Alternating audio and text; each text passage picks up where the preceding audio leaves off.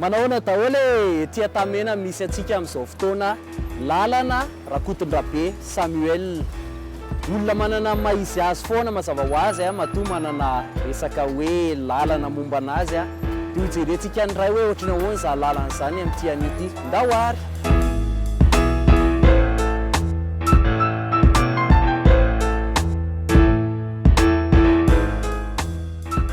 Tena ohatrany tsy hitako izany 4 arivo pasteur zao ny hitako. Tena tsy fantako izao koa vahiny. Tsy haiko. Ito an'ity parti ity.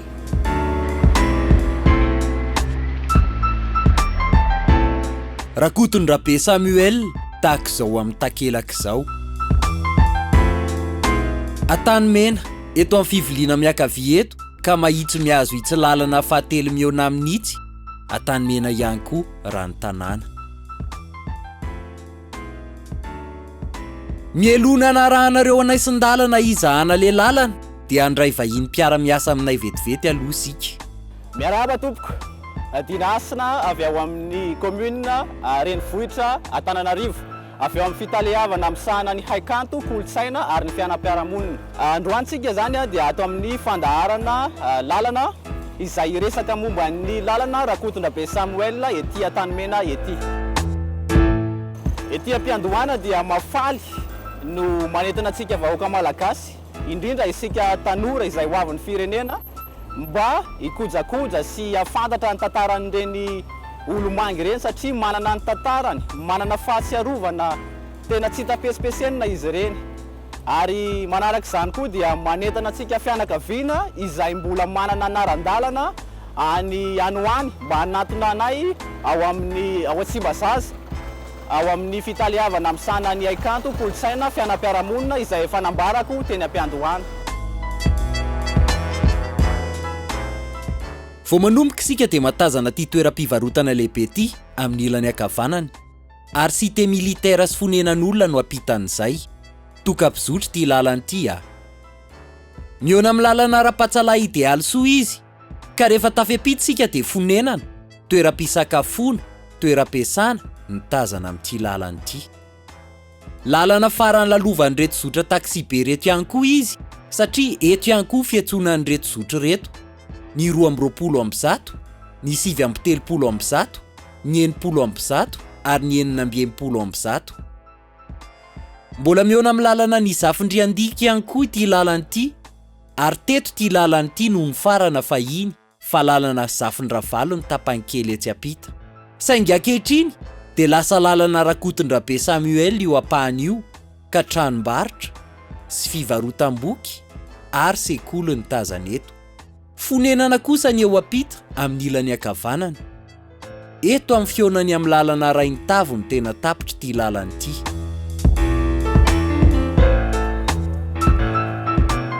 Hitanareo ve itsy eo farany lalana Rakotondrabe Samuel dia mbola mitoy ny tantara nefa mbola heno ny tantara tsika tsinona fa tsy hoe ny lalana fotsiny ihany. Arao ange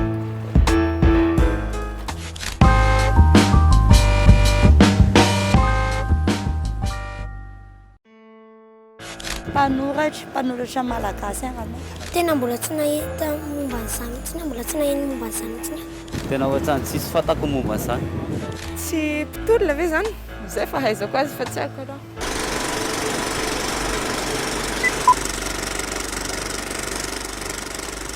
I Rakotondrabe Samuel dia teraka tao soavina Imerika Anjaka ny 5 Novambra 2009.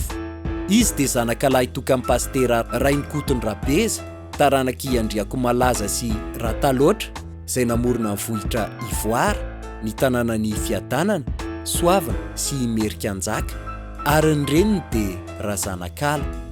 Ny taona 2027 dia nanambady Andramatora Zanak'olona ny lehilahy. Rakotondrabe Samuel dia voataiza tamin'ny soatoavina ambony dia niasa ny tanindrazana na avy amin'ny rainy na avy amin'ny reniny.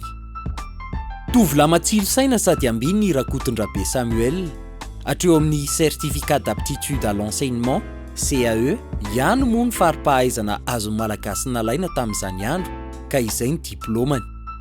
Tsy naharitra teo amin'ny fampianarana nefa izy fa nanao vary mandeha ka vetivety foana noho ny fahaizany sy ny herim-pony dia lasa mpandrarany koizana.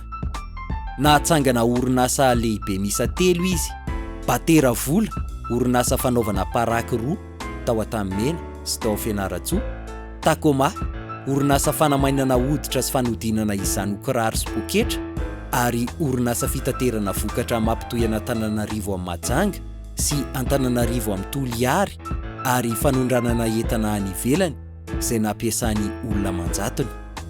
Isan'ireo malagasy mpanefa efa talohan'ny taona 577 izy, ary voalaza fa izy ihany koa ny malagasy miliardera voalohany teto Madagasikara. Nanoloan'izany haren'izany nefa dia tsy adino velivelo fitaizana kristiana azony, ary izy dia olona tena mamy hoditra. Tsy nanao politika izy tany am-pendohana fa kosa olona tena tiany mpiray tanindrazana taminy.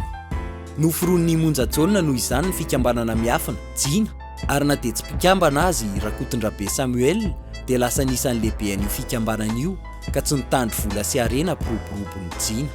Ny orinasa Batera Vola tao Antanimena no kitro ny faharan'ny Jina teo amin'ny fandaminana ny tolona rehetra tamin'izany. Ny tanindrazako no ambony no vady aman-janako, hoy izy namaly ny vadiny angavy azy tsy tolona tsony. Rehefa mipoaka moa ny raharaha 7 Martsa 1770 dia isan'ireo voasambotra izy ny volana Mey, ary nigadraina sy nampijaliana fatratra, ohatra tamin'izany ny famelezana azy tamin'ny Vodibasy, fanendahana ny hohony, famakina ny nifiny.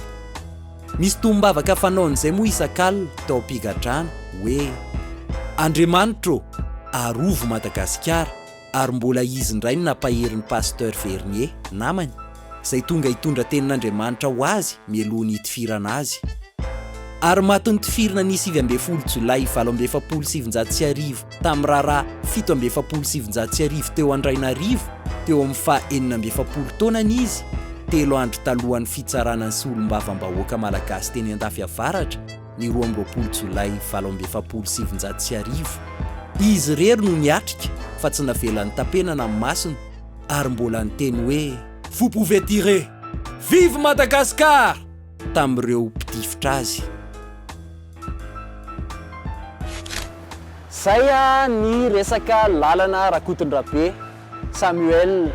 Sotra betsaka ny solotena avy ao amin'ny commune moa zany atsosika anazy fa lava tsara mihitsy le anana teo misahana ny resaka vakoka sotra zany nandalo ny vahiny ary mpiara-miasa amin'ny tsika manomboka eto manoro an'izany dia averina foana ny fanetanana kadiony takela-by, efa takelaka tsy vitso moa izany zao, fa takelaka foana fotsiny dia nareo fianakaviana manana olomanga, nareo voangataka, nareo efa hoe efa mipetraka eny amin'ny lalana eny nareo tonga avy eny atero ny tantara avozina trany, dia ireo izay mbola tsy nanatitra ny tantara sy ohatr'izany manatony eny amin'ny zareo eny ho antsika malagasy any io resaka vakoka dia tantara mipetraka. Ny fandaharana dia efa itsika isaky ny sabotsy amin'ny 7 hariva, verina ao anaty matinalina rehefa alatsinainy maraina iny dia verina ihany koa rehefa zoma atoandro amin'ny 2 ora tolakandro iny. Zay fa mandra-peona daholo indray ary.